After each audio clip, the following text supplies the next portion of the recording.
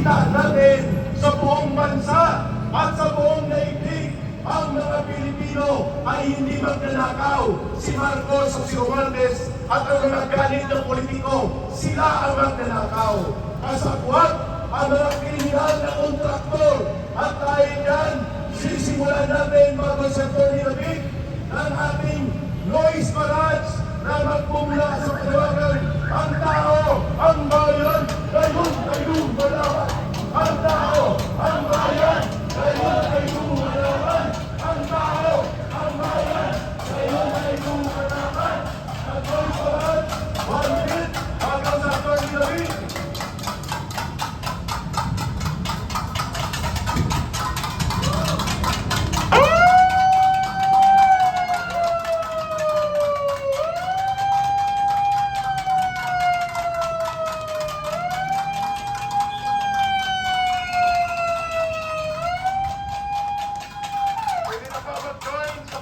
Ang lahat, 1 minute po ito, go!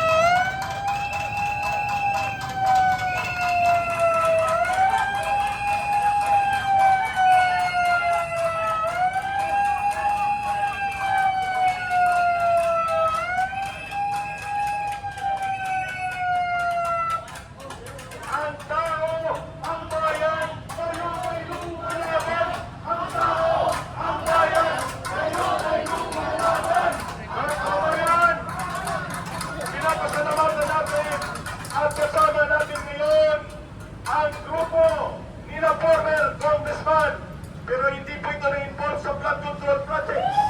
Ito po ay naging political advisor ni Pangulong Duterte, Secretary, Congressman dati, Secretary James Barat. Walang flood control project yan. Minahal ng taga-Negros at minahal ng mga Pilipino.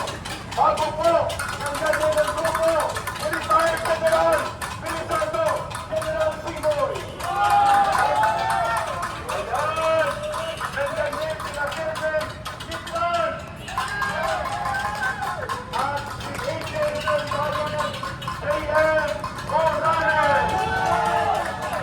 At bago po tayo, tumawin, pakinggan natin ang may kaalaman tungkol sa flood control project, lalo na po sa Quezon City. Walang iba si Atty. David. Magandang hapon po sa ating lahat. Una po sa lahat, nais ko lang po batiin ang ating mga kapulisan na magandang hapon.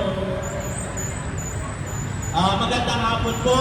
Kami po ngayon ay nagtipon-tipon dito sa Incha Shrine at kami po ay maayos. Nagtipon-tipon dito, hindi po kami tulad ng kabilang grupo na ang angat ay gulo.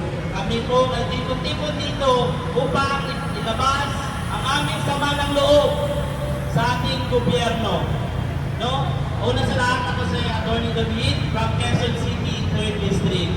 No, tanungin ko po kayo, lahat po ba dito, lalo si ba sa inyo, nakaranas po ba ng binaha ang inyong mga lugar? Yes!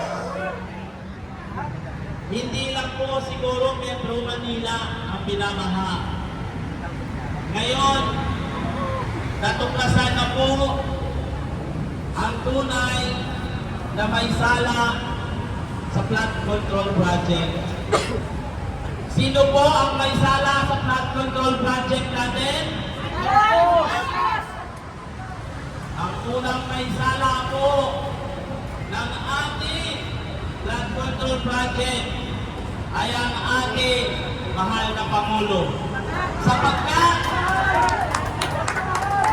ay pala natin mahal kung kakilang Pangulo. Diba po? Kasi hindi po nangyayari ang lahat ng yan kung wala akong paintulot ng ating Pangulong Marcos. Ngayon, ipinagmamalaki naman ng mga congressman ang kanilang budget na ibinigay sa kanila na bilyon-bilyong piso.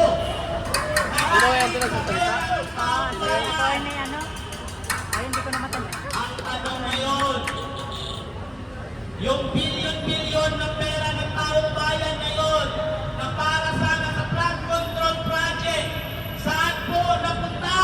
Sa pusa ng mga magnanakaw!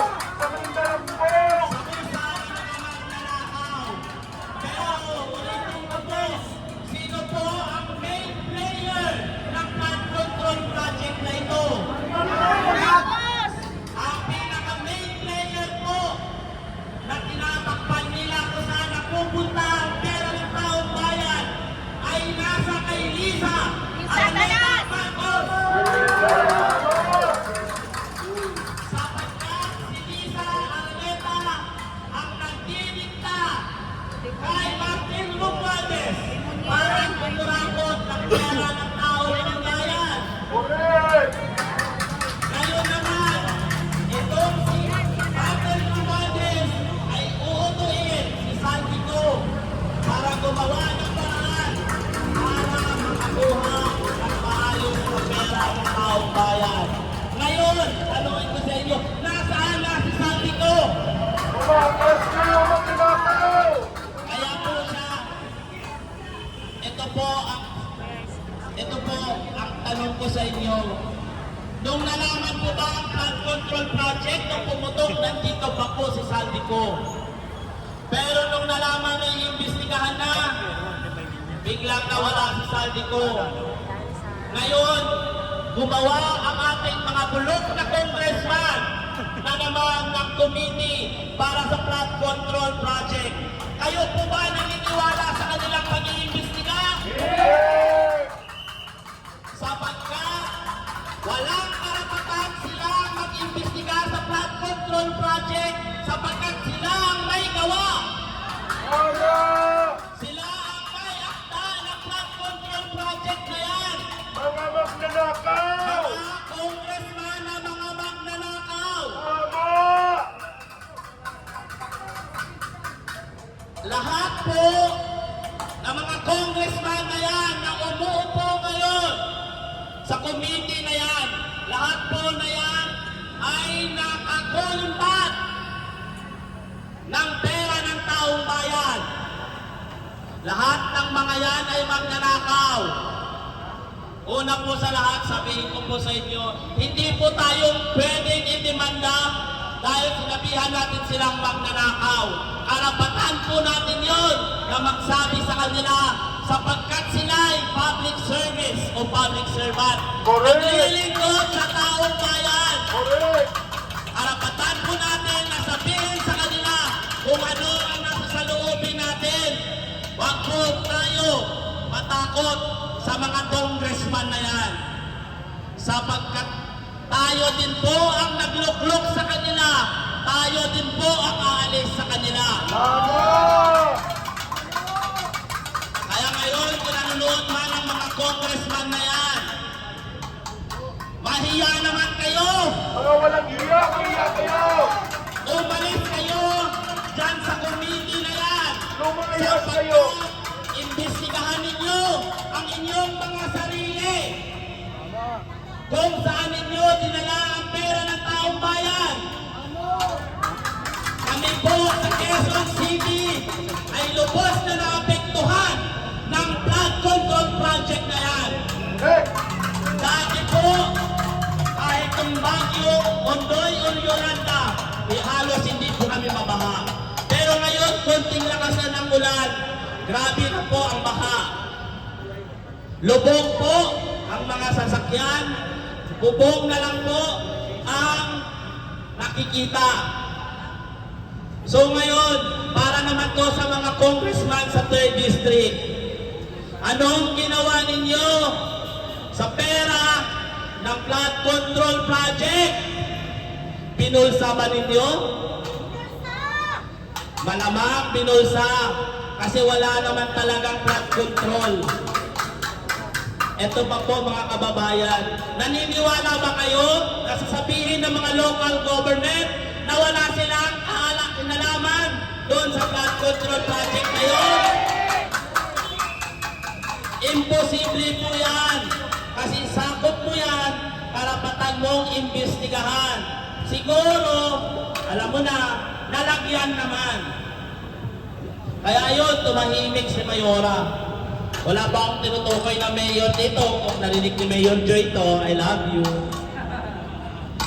Pero yun po ang katotohanan. Una po, yung ating barangay chairman, may pananagutan din po dyan. Sapagkat, sakop po nila ang mga barangay na yun. Magtatanong sila kung may permit ba ito. Kung wala, i-report nila sa City Hall, action ng City Hall. So kung walang nangyari, wala daw alam ang municipal, local government, it's mean, nalagyan po sila. Naging bulag-bulagan po sila sa mga magnanakaw na congressman.